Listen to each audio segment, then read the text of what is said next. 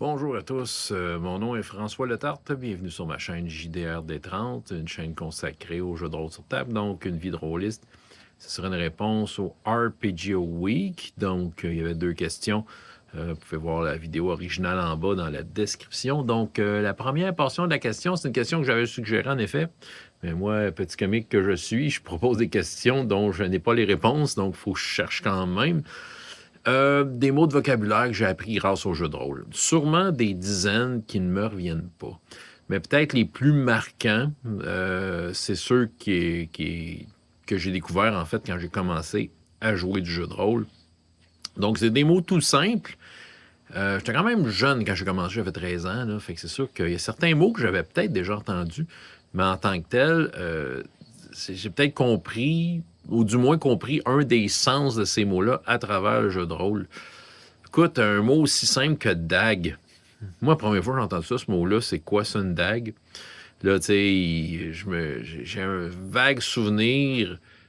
Probablement que c'était pendant que j'ai créé mon premier personnage, la première séance de création que j'ai vécue à vie. C'est que là, je découvrais tout, là, tu sais, puis j'avais les yeux ronds.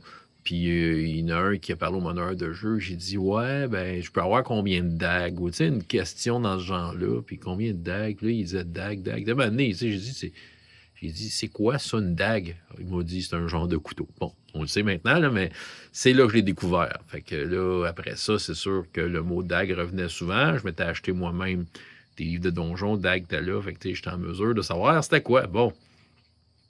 Un autre mot, encore tout simple, puis encore tiré de donjon, c'est constitution. Je pense que je ne savais pas c'était quoi ce mot-là. Comme je dis, je l'ai peut-être déjà entendu avant, mais peut-être pas dans des contextes qui m'ont marqué, dans lesquels j'ai pu associer le mot à sa signification, tout dépendant, là, mais là, dans un contexte de jeu de rôle, constitution. Moi, je sortais en fait des livres d'Onzotero où, d'une certaine façon, son genre d'équivalent, c'était endurance. Donc, j'avais même point de vie, je pense, qui apparaissait dans certains livres dont les rouges, je suis plus sûr. Mais constitution, c'est ça, j'avais jamais entendu ce mot-là. Donc là aussi, je l'ai appris assez vite qu'est-ce que ça voulait dire. Et étrangement, initiative. Comme je dis, à l'âge que j'avais, j'ai peut-être pas été exposé assez souvent à des moments où un mot très de base, d'une certaine façon, initiative a été utilisé, ce qui fait que dans ma tête, c'est ça. Fait que, tu sais, roule ton initiative. C'est quoi ça, l'initiative? Ben, moi, la façon dont ça m'a été présenté, ben, tu roules ton dé, puis c'est ça, tu me donnes le chiffre. C'est ça. Puis le plus haut chiffre est le plus rapide. Donc, évidemment, l'initiative, vu son importance dans le jeu de rôle, a pris une place assez rapide dans mon vocabulaire. Bon. Maintenant, un mot que j'ai découvert plus tard à travers, entre autres, les Casus Belli, un mot que je trouve très élégant et un mot qui a été fait par un des pionniers de Casus Belli, Pierre Rossenthal. Il est dans mes avis Facebook, des fois, je like ses affaires, mais tu sais, c'est lui qui a inventé le mot rôliste. C'est ce mot-là. Rôliste, un mot que je trouve très, très élégant dans la langue française. Un mot qui aujourd'hui est accepté dans les dictionnaires officiels de la langue française.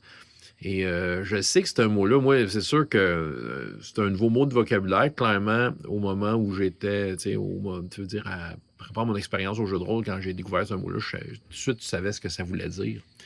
Parce que parce qu'avant ça, c'était difficile de définir qu'est-ce qu'on faisait, puis de mettre un tag sur qui on était là-dedans. On est des joueurs de jeux de rôle. C'est ça. Puis dans le fond, même qu'en anglais, le role player, tout ça, c'est ça. Je trouve que le mot n'est pas aussi beau en anglais. Puis en français, on n'avait pas grand-chose. Moi, j'avais pas grand-chose dans mon répertoire jusqu'à temps que je vois le mot rôliste, qui est un excellent mot. Et pour la petite histoire de ce mot-là, mais c'est ça, à un moment donné, pour ce que j'en sais, là, j'avais lu là-dessus à un moment donné, mais à un moment donné, Pierre Rosenthal avait proposé ça, je pense qu'il l'avait sorti dans un article, puis il avait dit « Hey, c'est vraiment un beau mot, tout ça », puis il avait rencontré quelqu'un de l'Académie française pour lui demander simplement « Comment on fait pour rentrer un mot dans le dictionnaire? » Puis Monsieur, il avait répondu tout ça, fait que je pense que M. Rosenthal a fait ses devoirs et a fait valider le mot officiellement dans la langue française. Donc, le mot rôliste est un mot que j'ai appris à cause du jeu de rôle, et ça, c'est à cause... Là, on connaît son créateur, M. Pierre Rosenthal, un de mes amis Facebook. Oh, je capote. Non, mais en tout cas, c'est ça.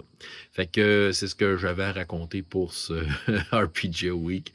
François Letarte, JDR des 30, et jusqu'à la prochaine fois, ayez autant de plaisir dans la vie que dans les jeux. Au revoir.